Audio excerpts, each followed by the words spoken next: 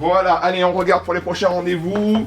Donc, je pourrais vous proposer qu'on se voit le lundi à 17 h si ça vous va. Comme ça, tous les lundis, une fois par semaine, ça vous irait? Lundi, oui, alors, excusez-moi de m'inquiéter, juste le médecin a écrit 3 fois par semaine sur l'ordonnance. Donc, ce serait peut-être quand même bien d'en faire 3 fois par semaine. Non, ne vous inquiétez pas, montrez-moi. Oui, effectivement, 3 fois par semaine, ce sera pas moins efficace que de venir 3 fois au cabinet. Au contraire, vous allez être dépendant de mes soins et c'est pas ce qu'on veut au final. Nous, en kinésithérapie, à l'heure actuelle, on veut vous donner cette autonomie, que vous soyez acteur de votre rééducation, que ce soit vous qui fassiez vos exercices un peu tous les jours à la maison, et vous allez avoir ce sentiment d'auto-efficacité, de contrôler, de prendre en main votre douleur et vos exercices, et vous verrez que ce sera beaucoup plus satisfaisant pour vous que si vous veniez 3 fois au cabinet et que c'est moi qui fais tout le travail. Ok, et il a écrit quand même massage, mobilisation passive, là on a fait que des exercices. Enfin, j'ai pas l'impression qu'on suive exactement ce qu'a dit le médecin, parce que c'est quand même lui qui est le référent là-dedans. C'est lui qui sait ce qu'on doit faire. Eh oui, c'est un cas quasi quotidien dans nos cabinets. Vous, en tant que patient, vous avez déjà peut-être fait ce genre de réflexion à votre kinésithérapeute et c'est tout à fait normal, hein. C'est normal d'avoir ce genre d'attente quand on lit son ordonnance. Et vous, collègue kiné, vous avez peut-être aussi ce cas-là tous les jours au cabinet et c'est assez compliqué de répondre à ces patients. Ça demande un travail d'éducation thérapeutique. Pour mettre de suite les choses dans leur contexte, je ne fais pas cette vidéo pour pointer du doigt les médecins, bien au contraire.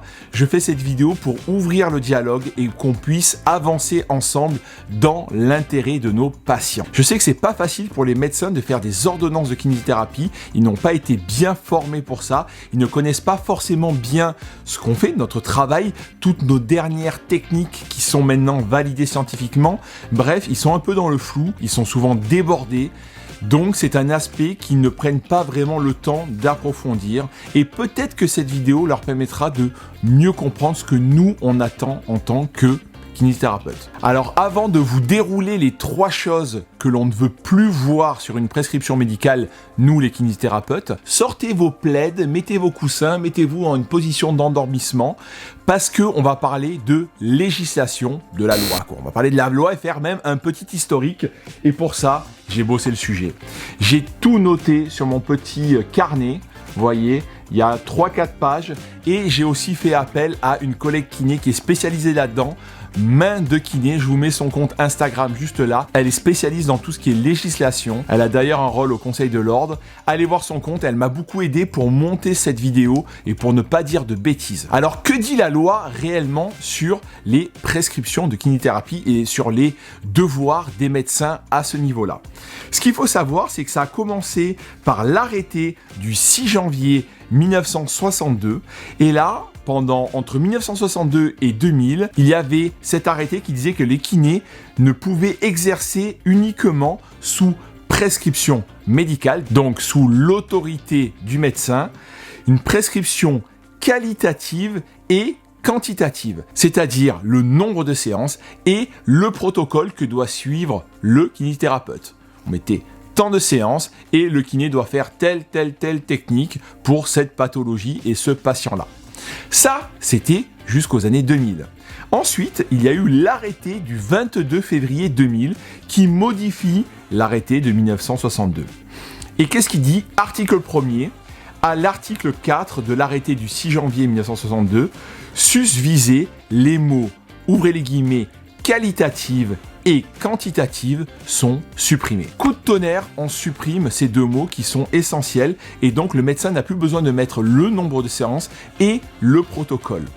C'est au kiné de décider le nombre de séances et des techniques qu'il doit employer en fonction de la situation et de son patient. Ça change quand même beaucoup de choses. Mais attention, si le médecin estime qu'il y a nécessité de marquer la quantité de séances et le protocole, alors ce sera l'autorité du médecin qui fera foi. Donc le kiné devra la suivre. Si on reprend l'article R432159. Je vous avais dit que de sortir les pop-corn, de sortir des petits amuse-bouches, de quoi vous occuper pendant cette partie qui est super méga longue et super compliquée, mais qui est quand même nécessaire. Donc l'article R432159 du Code de santé publique du 6 novembre 2008 dit quelque chose d'essentiel pour nous les kinésithérapeutes.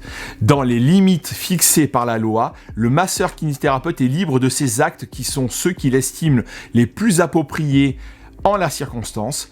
Sans négliger son devoir d'accompagnement moral, il limite ses actes à ce qu'il est nécessaire à la qualité, à la sécurité et à l'efficacité des soins.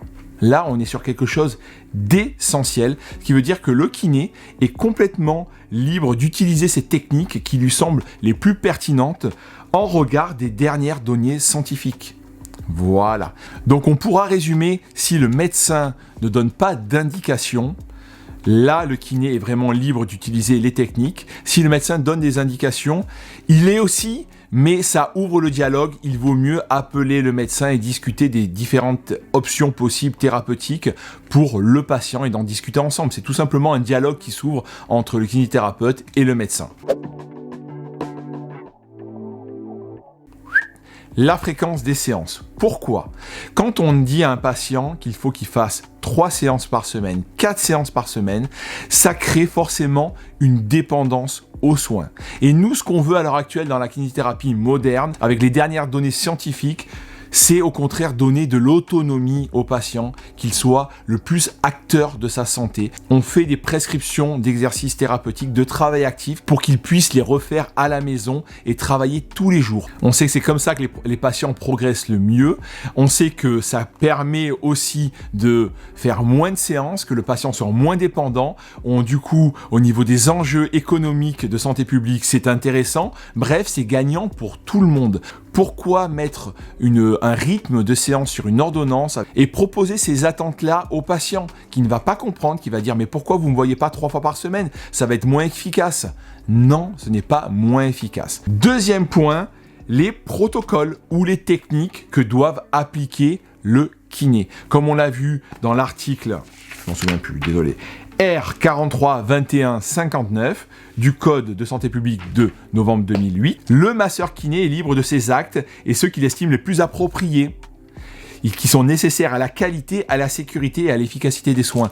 Donc c'est là que le kinésithérapeute va faire un BDK, un bilan diagnostic kinésithérapie, qui va lui permettre d'avoir son diagnostic, mais aussi va faire son raisonnement clinique et proposer sa stratégie thérapeutique en fonction des données de la science, des données les plus probantes de la science à l'heure actuelle, à l'instant T.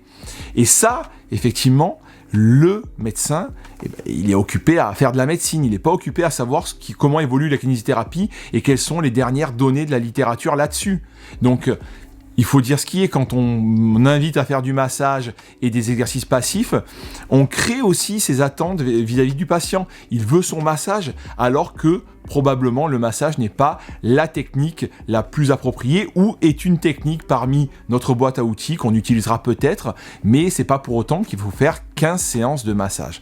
C'est ça le message important. Ça ouvre au dialogue. L'important, c'est d'appeler le médecin et de lui dire voilà, je pense que ce type de protocole, il est un petit peu obsolète à l'heure actuelle. On travaille maintenant plus là-dessus et d'expliquer pourquoi ce serait plus intéressant pour ce patient de travailler avec ces techniques-là.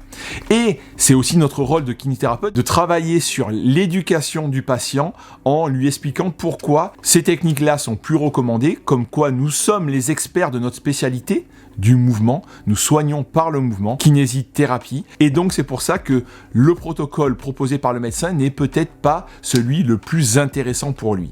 Il faut arriver à discuter aussi bien avec le patient qu'avec le médecin. Ensuite, le troisième point qu'on ne voudrait plus voir dans les ordonnances, c'est le nombre de séances. Depuis les années 2000, on a supprimé les mots quantitative et qualitative, donc le médecin n'est plus obligé de mettre le nombre de séances. Il y a encore énormément de médecins qui le mettent. Ok, donc dans ces cas-là, on le respecte, c'est écrit, on est sous l'autorité du médecin, on doit le respecter. Néanmoins, des fois, il y a beaucoup trop de séances, donc le patient peut croire aussi qu'il faut faire ces 20 séances, sinon il n'ira pas mieux, et du coup, c'est une perte financière économique pour toute la société, donc c'est dommage. À l'heure actuelle, on a besoin de faire plutôt des économies, donc c'est plutôt au kiné de les déterminer après son BDK, son bilan diagnostic kiné, qui va dire si, selon combien il pense qu'il a besoin de séances, et en fonction, en discuter avec le médecin, affiner, et s'il y a plus de 10 séances, refaire une évaluation pour faire plus de séances et en reparler avec ce médecin. Alors vous allez me dire, ok, c'est bien, c'est 3 choses qu'on veut plus voir sur les ordonnances de kiné, mais qu'est-ce que le médecin devrait alors écrire? Qu'est-ce que les kinés voudraient que le médecin écrive sur une ordonnance? En fait, c'est très simple, ça leur prendrait même moins de temps, une ordonnance très basique, juste avec la pathologie ou l'indication, mais sans rentrer trop dans le détail. Il faut savoir que quand même cette ordonnance va être envoyée à la sécurité sociale et va être peut-être lue par des gens qui ne sont pas tenus au secret médical. Il ne faut pas rester trop précis sur le patient et plutôt faire un courrier à côté de l'ordonnance pour donner plus de détails sur les antécédents, sur les red flags qu'il pourrait y avoir, sur tout ce qui s'est passé pour le patient, tout son déroulé, plutôt sur un courrier à côté que de mettre ça sur l'ordonnance. Juste une indication sur tendinopathie de l'épaule gauche et on s'en tient là. Donc par exemple pour une tendinopathie de l'épaule gauche, on pourrait être sur une prescription très simple avec écrit bilan et séance par kinésithérapeute pour tendinopathie de l'épaule gauche. Point. C'est fini, c'est clair. Le kiné fait son bilan, décide du nombre de séances, de sa stratégie thérapeutique. Il peut en parler au médecin, ouvrir le dialogue, expliquer au patient ce qu'il va faire, pourquoi, quel est son raisonnement clinique, lui donner de l'autonomie, faire des exercices, prescrire du travail actif à la maison. Et là, on est sur quelque chose de super bien, je pense. Très simple. Donc je répète, ce n'est absolument pas de la faute des médecins. Je pense que c'est assez compliqué pour eux déjà. Mais peut-être que si certains médecins voient cette vidéo, ils se diront, ok, j'ai pas besoin de faire une tartine comme ça. Finalement, je reste très succinct et c'est le kiné qui fera le job. Voilà, j'espère que cette vidéo vous a plu. On a vraiment survolé toute cette histoire d'ordonnance et pourquoi certaines fois il y a des ordonnances qui peuvent créer vraiment des conditionnements et des attentes négatives pour les patients et que nous kinés derrière on doit récupérer avec beaucoup de travail éducatif pour leur expliquer pourquoi on fait pas ça. N'hésitez pas comme d'habitude à mettre le petit pouce bleu vers le haut si la vidéo vous a plu, à vous abonner, le petit rituel, vous abonner à la chaîne pour la soutenir, mettre un petit commentaire si vous en tant que patient vous avez déjà vécu ça, pas compris une ordonnance et alors que votre kiné a fait totalement l'inverse, peut-être qu'il vous l'a expliqué, peut-être pas, ou si jamais vous, médecin, vous prescrivez des ordonnances encore comme ça et que vous n'étiez pas au courant de toutes ces évolutions au niveau de la législation. Donc je vous laisse, les commentaires sont libres et on se retrouve très vite pour une autre vidéo. Bye bye.